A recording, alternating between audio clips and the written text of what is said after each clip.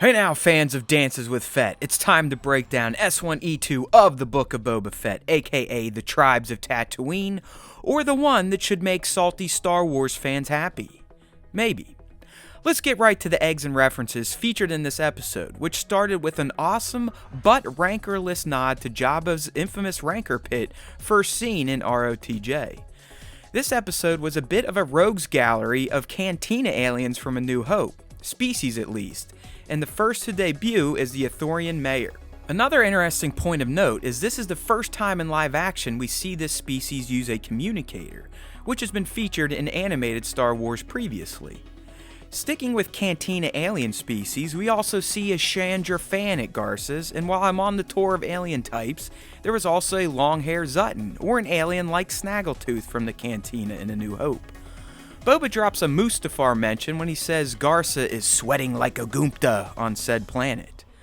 I'll talk about the twins later, but the biggest egg of this episode has to be the live-action arrival of Black Kirstatan, aka Santee, Black K, whatever you want to call him, but this is an infamous Wookiee bounty hunter from Marvel Comics who would definitely know of Fett from his bounty hunting days.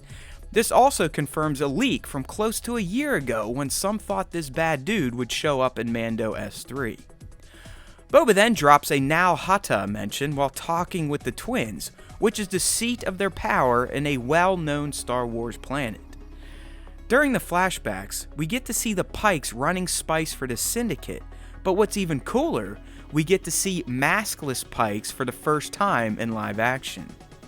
If it weren't for the trailers, the Cammy and Fixer Luenzer cameo would have been huge considering their ties to Luke Skywalker and a deleted scene from A New Hope. But at least we got confirmation it was them via captioning in the credits, and yes, they were at Tashi Station. Apparently, Luke and them may have used picking up power converters as an excuse to get schlitz at the bar as teens living on Tatooine, instead of actually picking up power converters. Oh, you younglings, you younglings. After the Pike train is captured, you can see Boba sitting near some familiar-looking Camtonos, and he also mentions Sasana Spice and Anchorhead while negotiating with the Pike leader. Finally, and I know Kamino was featured last week, so I don't need to really cover it again, but the flashback we got this week really felt like it may have been a cut scene from Attack of the Clones. Daniel Logan is credited as playing a young Boba, and it didn't appear to be a de-aging job.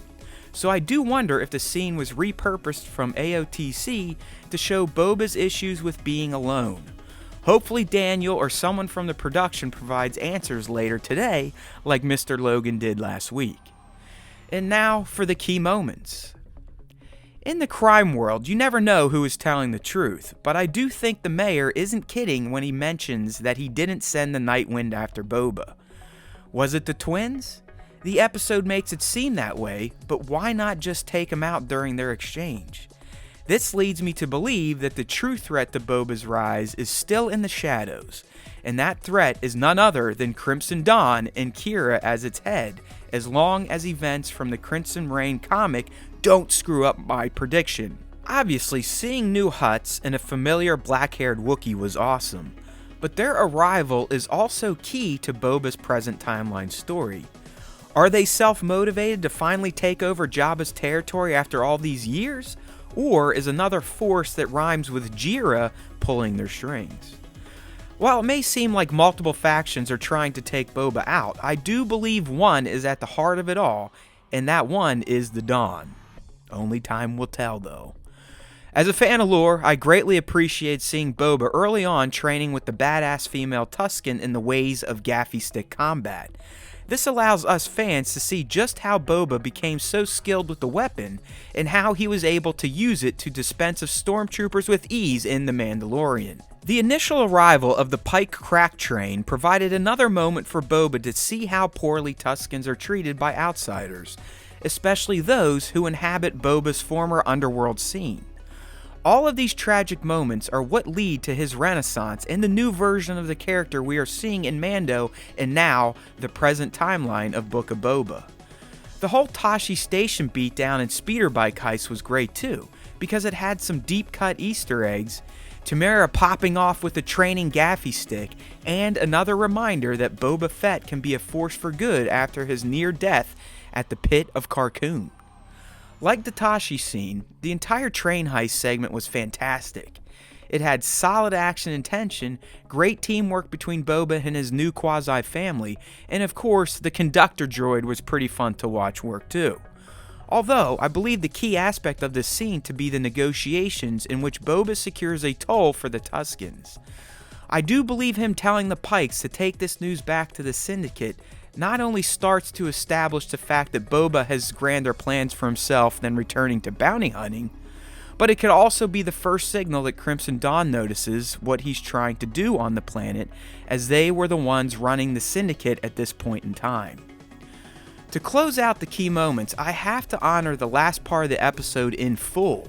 Everything from Boba's lizard LSD-induced spirit walk to his gaffy stick dance at the end was just brilliant in showcasing Fett's full acceptance into this tribe. I loved the visions of his former self and him reconciling with his past. The Dune Sea tree where Tuskens get their gaffy sticks from was rad to see, as well as how they create them. Of course, the robe ceremony, with its nods to Boba being dressed in his armor from Episode 1, was cool to see as well. Hell, this was the moment Nomad Fett from Mando was born, so it was a great full circle experience for fans of Star Wars lore and the Fett. If you were salty about the first episode and still didn't appreciate this one, then you just don't like Star Wars, or your mom, I guess, because this was a very solid entry in this new series. It's very clear at this stage why present timeline Boba is doing what he's doing thanks to an episode like this and the key flashback moments it showed. Boba was clearly greatly affected by his time with the Tuskens, and watching them get screwed over by outsiders has to be a huge factor in his mission to bring order to the underworld chaos that goes down on Tatooine. It's still not clear what will ultimately drive him back to getting his ship and tracking down Din Djarin for his armor, but we shouldn't be surprised if it's some tragic moment that befalls his Tusken tribe that may ultimately get him motivated to do so. If he controls the crime, he sets the rules, just like he did with the Pikes and Spice, so it makes sense that he came back to Tatooine to help its natural inhabitants at a galactic level versus just in the desert. Oh, and don't sleep on Boba being helped out in a time of need in the present timeline by his former tribe or other Tuskens.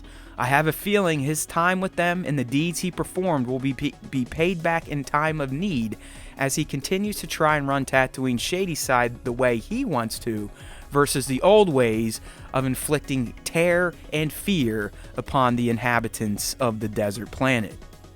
Make sure to tune into the next episode of the Star Wars Time Show, in which myself and my co-host Nick will fully break down this episode and give our thoughts on it as a whole. Thanks for watching. If you enjoyed this video, please consider liking it and subbing to our YouTube channel. We'd also love for you to join in with our weekly Star Wars podcasts, so use the links in this video's description or head to StarWarsTime.net to subscribe to the platform of your choice. There's always time for Star Wars Time, and remember, if you listen to the Star Wars Time Show, the Force will be with you, always.